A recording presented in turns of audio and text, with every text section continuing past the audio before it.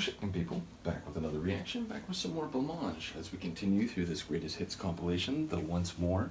Han Solo has made a handful of albums available to me, so once we finish through this compilation, we'll begin going through those. But the next tune on the compilation is Don't Tell Me. I feel like it's an expression which is often a desire to remain ignorant. It's, don't tell me, I don't want to know. That sounds like something that is messy and complicated and I don't want to be a part of.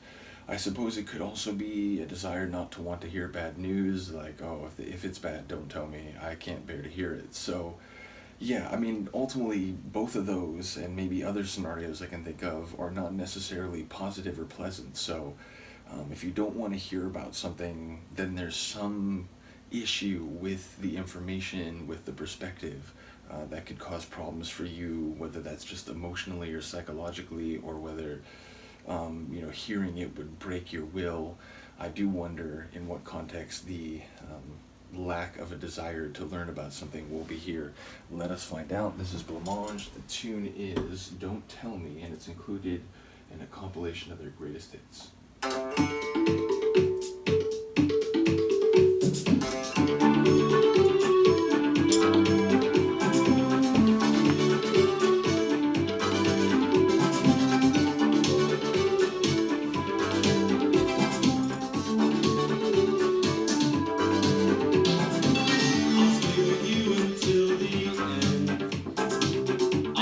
Let me be your friend. I'll say you let me in the end. I just wanna be your friend. How can I be sure you're breaking all the rules? How can I be sure I should be high above? I climbed the mountain, reaching for the skies, and all too soon I jumped the moon and found I'm losing my mind. Don't tell me I'm the howling wind. Don't tell me you're the wounded star. When he steps his voice up, I love it. I'm the devil's friend. Don't tell me I've gone too far.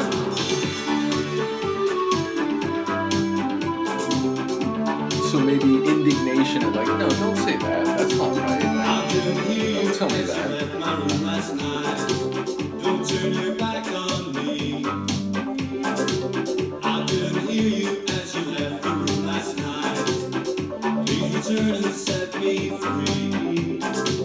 I climbed the mountain, reaching for the skies, and all too soon I jumped the moon and found the sun burns my eyes. Don't tell me I'm the howling wind. Don't tell me you're the wounded star. Don't tell me I'm the devil's friend. Don't tell me I've gone too far.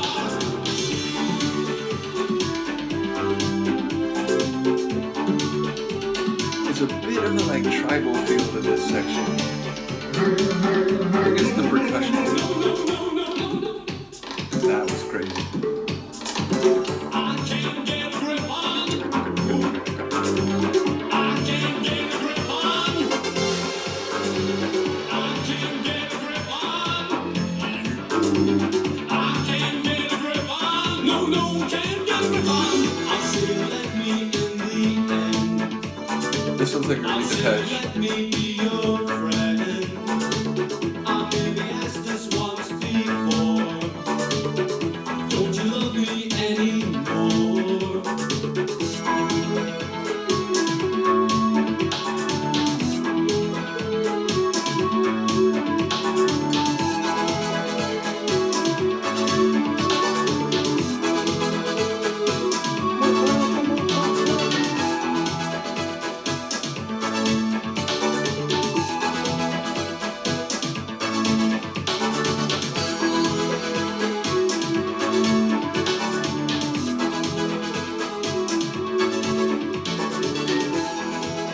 Sounds like we're fading out. I was hoping we get one more iteration of the chorus.